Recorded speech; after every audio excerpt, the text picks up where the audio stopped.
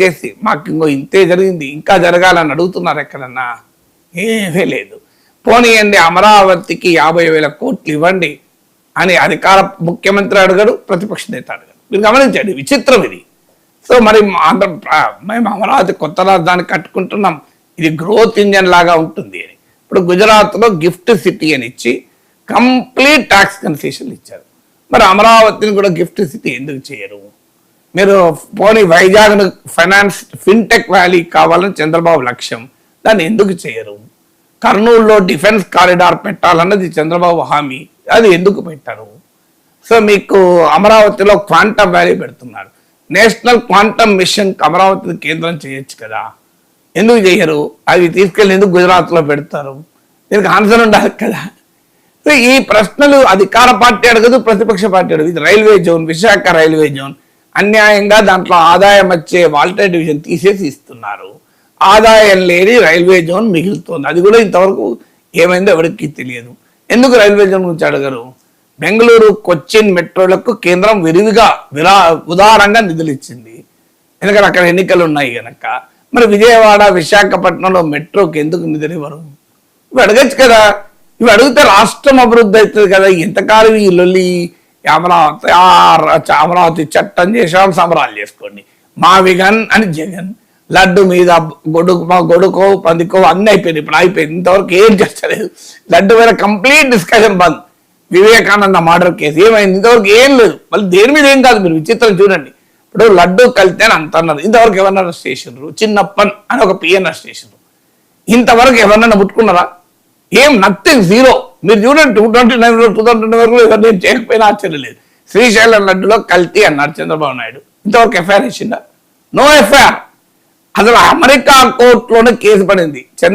అదాని జగన్మోహన్ రెడ్డి ప్రభుత్వంలో ఉన్న పెద్దలకు, అంటే జగన్మోహన్ రెడ్డికి అనే మీనింగ్, 750 కోట్లు లంచాలు ఇచ్చి తనకు అనుకూలంగా పవర్ పర్చేజ్ అగ్రిమెంట్ చేసుకున్నాడని చెప్పి అమెరికాలో అవినీతి కేసు ఉంది. అమెరికన్ కోర్టులో కేసు ఉంది.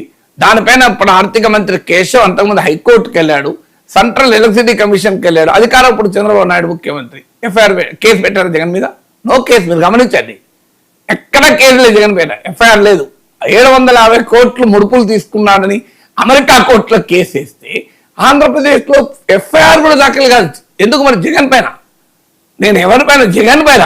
మళ్ళీ రోజు జగన్ అవినీతి పడని తిరుగుతారు. మరి ఈ అవినీతి పైన ముఖ్యమంత్రి శ్రీశైలంలో కల్తీ జరిగింది అంటాడు. మరి ముఖ్యమంత్రి కల్తీ జరిగింది అన్న తర్వాత కేసు పెట్టాలి కదా, ఏం పెట్టరు. అంటే కేవలం రాజకీయాల కొరకు ఒక నోరు తిట్టుకుంటారు అంతే.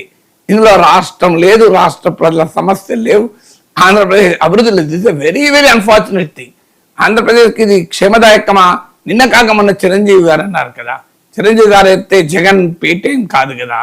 అయ్యా, ఆంధ్రప్రదేశ్లో ముఖ్యమంత్రి చంద్రబాబు నాయుడుకి సినిమా వాళ్ళతో సంబంధాలు ఉన్నాయి, సో ఆంధ్రప్రదేశ్లో సినిమా పరిశ్రమను అభివృద్ధి చేయండి అని మెగాస్టార్ పబ్లిక్గా తెలంగాణ ప్రభుత్వ కృషితో పోలుస్తూ చెప్పారు.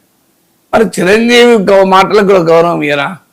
మరి సినిమా ఇండస్ట్రీలో అత్యధికులు ఆంధ్ర ప్రాంతం వాళ్ళే కదా, ఎవరో వెరీ రేర్ కదా తెలంగాణ వాళ్ళు. మరి ఆంధ్ర ప్రాంతంలో సినిమా ఇండస్ట్రీ డెవలప్ అవుతుంది కదా, ప్రమాణం డెవలప్ చేయొచ్చు కదా, ఎందుకు చేయరు? ఆంధ్రప్రదేశ్లో అద్భుతమైన అగ్రికల్చరల్ సంపద ఉన్నది కదా, ఆగ్రో ఇండస్ట్రీస్ ఎందుకు డెవలప్ చేయరు? దీనిపైన చర్చ ఎందుకు జరగదు? 974 కిలోమీటర్ల తీర ప్రాంతం ఉంది కదా, ఈ తీర ప్రాంతాన్ని ఒక బ్రహ్మాండమైన టూరిస్ట్ సెంటర్గా ఎందుకు డెవలప్ చేయకూడదు? సో మీరు ప్రపంచంలో ఎక్కడైనా వెళ్ళండి, సింగపూర్ చూడండి, తైవాన్ చూడండి, చాలా చిన్న తీర ప్రాంతం ఉండి కూడా వాళ్ళు బ్రహ్మాండంగా డెవలప్ అయ్యారు కదా. ఆ రకంగా మన ఆంధ్రప్రదేశ్ తీర ప్రాంతం డెవలప్ చేసుకుందాం, బ్రహ్మాండమైన టూరిస్ట్ సెంటర్స్ పెట్టుకుందాం. చిన్నగా డెవలప్ అయినా చూడండి, చీరాలు వెళ్ళాను నేను. ఒకప్పుడు చీరాలు వెళ్తే ఏమీ లేకుండా ఇప్పుడు కనీసం ఒక 2 పోర్ట్లు వచ్చాయి, ఒక సీషోర్లు వచ్చాయి. కొంత పర్యాటకులు హైదరాబాద్ నుంచి చీరాల, సూర్యలంక, బాపట్ల వెళ్తున్నారు. ఇప్పుడు ఇలా ఒక్క చీరాల బాపట్ల ఏంది, ఆ 974 కిలోమీటర్ల ఇంటర్నేషనల్ టూరిస్టులు అట్రాక్ట్ చేయొచ్చు.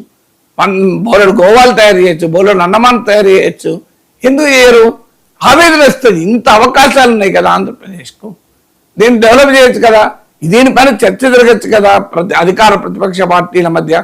ఎర్రచందనం స్మగ్లింగ్ అని కొన్ని ఏళ్ళు నడిచింది, ఏమైంది ఎవరికి లేదు. సో మరి అదంతా ఏమైంది? దీనిపైన చర్చలు, ఇసుక, మట్టి, గనులు, వీటిపైన అక్రమ రవాణా అని చాలా రోజులు చర్చ నడిచింది. ఈ పార్టీ అధికారంలో ఆ పార్టీ అధికారం అదంతా ఏమైంది? ఆ సంపద అంతా, సహజ వనరులంతా దీని మీద చర్చ జరగాలి కదా. పోలవరం కేంద్రం హామీ, అది విభజన చట్టం, మరి అది ఎలా పూర్తి చేయాలి నాకు చర్చ జరగాలి కదా. పోలవరమైనా ఏదైనా మళ్ళీ ఎక్కడికి వస్తుంటే చంద్రబాబు, జగన్, టీడీపీ, వైసీపీ, లేదంటే 2 కులాలు, ఇదే పంచాయతీ తప్ప. అన్ఫార్చునేట్లీ సమాజం కూడా అట్లనే చీలిపోయింది, అది బాధేస్తుంది. సమాజం అన్నా కనీసం చైతన్యవంతంగా ఉంటాయి. ఆంధ్రప్రదేశ్ చాలా గొప్ప చైతన్యం ఉన్న రాష్ట్రం. సో అద్భుతమైన ప్రజా చైతన్యం ఉన్న ప్రాంతం అది.